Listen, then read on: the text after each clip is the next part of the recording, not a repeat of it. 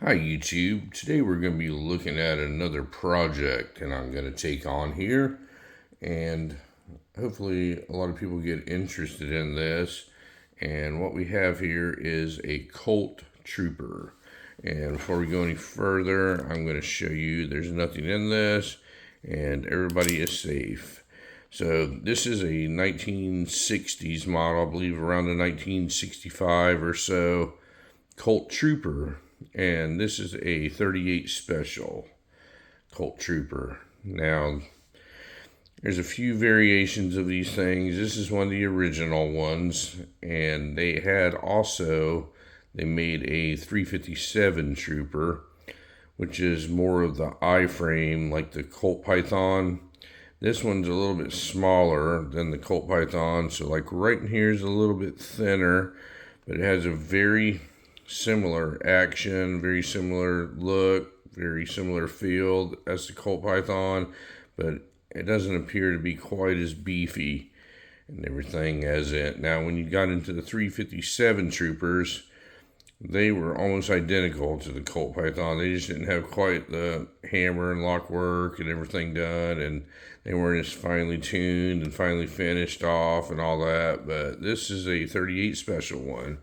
So I'm going to tell you some of my ideas, what I'm going to do to this thing, because this thing looks absolutely horrible right now. I mean, it's not a good looking gun really at all. But I'm going to tell you a few of my ideas. I'm going to ask for some suggestions, and we're not going to do this as quickly as we did the Colt Python that I restored for the friend of mine. We're going to take our time. We're not going to do it real slow, but we're going to take our time and make something really cool out of this. So my idea for this thing is I'm going to turn it into a 357 Magnum. So this cylinder is the same length as a 357 Magnum I-frame revolver, like a Colt Python or a 357 Trooper. And some of the differences that I see in it right off the bat is this is going to be a hammer mounted free floating firing pin on it. Now the I-frame Pythons and the Colt Troopers and the pre-Python, which was called the Colt 357, all had had frame mounted firing pins on it. This one does not. This has a hammer mounted firing pin on it. So I think that would be unique to have a hammer mounted firing pin Colt 357. So I have a leftover 4-inch Colt Python barrel, and I restored a Colt Python here about a month ago or so for a girl that I know that always wanted a Colt Python, and I wasn't happy with the barrel on it because the roll marks were a little weak on it. So I rebarreled it, and I have that barrel left over, and that's going to fit right on here. Now, this is a nickel gun, and I don't know if it was originally a nickel gun or not, but this has definitely been refinished, and it is pretty terrible looking. Now, you can still see these roll marks pretty sharp on here. It says Colt Trooper 38 Special cartridge, and on the other side, I mean, they're pretty sharp still. You can still see all the roll marks on them. But that doesn't matter to me because this barrel is going to come off of it anyway. But what you don't see is the rampant Colt on the side plate. And that's on every Colt firearm that I've ever seen from this time era. So that's obviously been finished off of it. And there's pitting on the side of it. Not really pitting. It's the finish is worn off of it. So it's got a couple black spots on it and everything. So my thought process is we're going to strip this nickel completely off this gun because I'm not a nickel finish fan. I like the look of it, but it absolutely terrifies me because of stuff like this. You cannot fix that. If this was a stainless gun, which I have a couple bright stainless Colt revolvers, and you got a scratch or something on the side, you can just polish it off and it would look brand new. That's not the case with nickel. When nickel starts coming off, it's coming off, and it's always going to look terrible. So what I'm going to do is strip all this nickel off of it. It's going to be a little bit of a challenge, and I'm going to do it in the Colt Royal Blue that they did the Pythons in. So it's going to look like a wet, mirror finished blued revolver. That's a little bit smaller frame than a Colt Python, but it's going to have that full vented rib and the full underlug on it.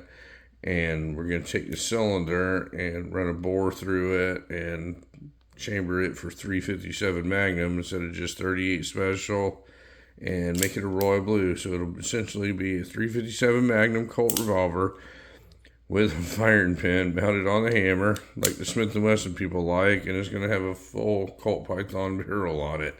And I do not know what kind of grips I'm going to put on it yet. It's obviously not going to be these ugly things, because these things are ugly. I just have to figure out what grips fit. I know the larger 357 Troopers from this time era, the Python grips will fit on it. I'm not sure about this yet, but that's a little bit of research that has to be done. But this gun's really cool. It's got a serrated hammer on the front of it. It's really well finished off. This action is so smooth on it. I mean, all Colts are. This thing locks up really tight. I'm holding my hand on it. There's absolutely no movement on it. Single action on this thing is really, really, really good. Double action is just as smooth as anything. I don't know if anybody's worked this action on this thing or not, but it feels relatively good the way this thing works. And as always, it's a Colt. You pull on the cylinder release to release the cylinder, and it turns clockwise. So we're gonna have a little bit of fun. I'd like a suggestion. One of the things I was thinking about doing is taking the Python barrel and just completely eliminating the roll marks off of it, and just having the look of the ventilated rib and the full underlug. Or we could go the route to just make it say Python 357 on the side. I don't know. I'd like to hear from the audience which one y'all would like to see done. Give me grip suggestions. If anybody knows what kind of grips this thing takes, what interchanges or anything, that'd be cool if you chimed in on that. I mean, I'll figure it out on my own, but the more people that make suggestions, it's usually easier when you have somebody that already knows. This thing has adjustable sights on it for windage and elevation, so the sights are really good on this thing. But anyway, folks, let me think what you think of this old revolver and any suggestions that you think we should do to it. But we are going to make this a royal blue 357 with a Colt Python barrel. It's just a couple questions on where we're going to leave roll marks on it and grip changes and all that. The hammer is definitely different than a Python. It's not quite as large. It doesn't have the knurling on it, but the actual 357 model did. But this one with the firing pin mounted on the hammer, it's a little bit smaller hammer. It's just a little bit different animal. But I think it'd be cool. It'd be something that nobody else has, a smaller 38 Special model that we're going to chamber in 357 Magnum, and nobody else will have one. And all the collectors will go crazy because it's not an official Colt gun. Well, it is going to be an official Colt gun, folks. It's going to be made, everything on it's going to be made by Colt, and the serial number is made by Colt and everything. It's just going to be something that nobody else has. It's going to be a really cool looking gun. It's going to be a fun gun, and maybe eventually we'll take it to the range and we get it done and we'll shoot it and we'll see how it works. But I think it's going to work awesome. I think it's going to be a really neat little project that people can follow along on here, and I don't know how long it's going to take to get all this figured out and all that. It shouldn't be too long, but we'll have other content to put on here in between some of the steps and all that. But follow along with this thing. I just want to give you a close look of what it looks like right now before we do anything to it. I'm going to use the same gunsmith that refinished the Colt Python for me about a month ago. It's my local gunsmith. He does excellent work. He's the only one I know that can duplicate the royal blue finish on it. And I use him for everything. I use him for all my 1911s, all my Smith & Wessons and everything. Smith & Wesson people will also like this because of the hammer-mounted fire pin that goes on it. That's one of the things that they have to have, and they don't like the fact that Colts don't have that on it. Well, this one does.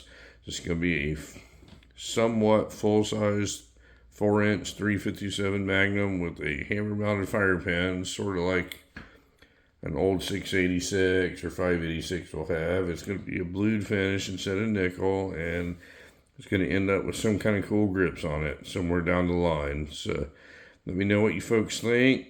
Please give me suggestions what you'd like to see done to this little thing, and let me know in the comments below. And thank you very much for watching this video today, and you folks have a great day.